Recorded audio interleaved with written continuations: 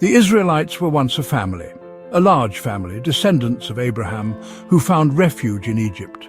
They prospered, they multiplied, generations passed. A new Pharaoh rose to power. He did not remember Joseph. He did not honor the past. He saw the Israelites as a threat. He enslaved them. The Israelites built cities. They toiled in fields. Their lives were harsh. Every day was filled with suffering. They cried out. They prayed for deliverance. Their pleas reached the heavens, but hope seemed distant. The Pharaoh's heart was hardened. He refused to listen. The Israelites were trapped in bondage. Their spirits, however, yearned for freedom. The memory of their ancestors' covenant with God flickered, a distant promise in the darkness. Generations grew up in slavery. They knew no other life. Yet the stories persisted. Whispered tales of their forefathers, of Abraham, of Isaac, of Jacob. They spoke of a promise of a land flowing with milk and honey. A land of their own. These stories kept hope alive. They reminded the Israelites of their heritage. They were not Egyptians. They were children of God. He had not forgotten them. Their cries reached his ears. The time for deliverance was drawing near. The Israelites longed for more than just physical freedom. They yearned for spiritual liberation. They craved the right to worship their God openly and freely. Their hearts yearned for a place where they could live in peace and dignity. Moses was born an Israelite. Hidden from Pharaoh's decree, raised in the Egyptian court, he learned their ways, he witnessed their power, but he never forgot his roots. One day God called to Moses. He appeared as a burning bush. He spoke of the Israelites' suffering. He tasked Moses with a mission to confront Pharaoh, to demand the Israelites' freedom. Moses was afraid. He felt inadequate. But God reassured him. Moses returned to Egypt. He stood before Pharaoh. He delivered God's message. "Let my people go." Pharaoh scoffed. He refused. He would not release his slaves. The stage was set for a confrontation, a battle between a God-king and the one true God. Pharaoh's heart remained hardened. He refused to acknowledge God's power. In response, God unleashed 10 plagues upon Egypt, each one more devastating than the last. Water turned to blood. Swarms of locusts devoured their crops. Darkness covered the land. The plagues brought Egypt to its knees. But Pharaoh remained stubborn. He clung to power, blinded by pride. He refused to free the Israelites. With each plague, the suffering of the Egyptians grew, yet God protected his people. The plagues were not mere punishments, they were signs, demonstrations of God's power. They showed the Egyptians the futility of their false gods.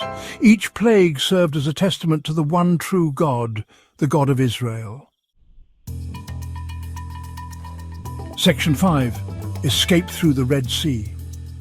After the 10th plague, Pharaoh relented. He allowed the Israelites to leave. They departed with haste, a mixed multitude, carrying their meager belongings. They followed Moses, their leader, into the unknown. Pharaoh's resolve soon wavered. He regretted his decision. He pursued the Israelites with his army. He trapped them by the Red Sea. Fear gripped the Israelites. They cried out to Moses, "Were there no graves in Egypt?" Moses raised his staff. God parted the waters. A path opened up through the sea. The Israelites walked through on dry land. The Egyptian army followed, but the waters crashed down. Pharaoh and his army were drowned. The Israelites were free. Section 6. Wandering the wilderness. The Red Sea crossing was a miracle. It marked the beginning of their journey. But freedom was not the end. It was a new beginning. Their destination, the Promised Land. A land God swore to their ancestors. The journey was long. It was arduous.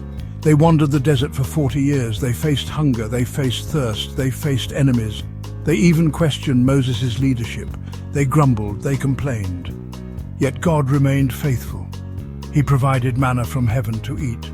He brought forth water from rocks. He guided them with a pillar of cloud by day and a pillar of fire by night.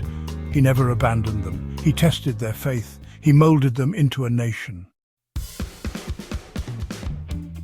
Section 7. Finding strength in faith. The wilderness was their crucible. It tested their limits. It revealed their weaknesses, but it also forged their strength. They learned to rely on God. They witnessed his miracles firsthand. Their faith deepened. Moses remained their guide. He received the Ten Commandments on Mount Sinai. These laws became the foundation of their society. They provided moral and ethical guidance. They set them apart. The wilderness journey wasn't just about physical survival. It was about spiritual growth. It was about learning to trust God completely. It was about understanding that true freedom comes from living in accordance with his will. Section 8. Lessons from Exodus. The Exodus story is more than just history, it's a timeless message of hope. It reminds us that even in the darkest of times, God hears our cries. He sees our suffering. He will not abandon us. The story teaches us about faith. The Israelites faced impossible odds, yet they persevered. They trusted God's promises. They never gave up hope. Their faith sustained them through their trials. Exodus also teaches us about freedom. Freedom is not simply the absence of oppression. It's the ability to live in accordance with God's will. It's about standing up for what's right, even when it's difficult. Section 9. A timeless journey. The journey of the Israelites continues to resonate today. It inspires us to fight for justice, to oppose oppression, to stand up for the marginalized.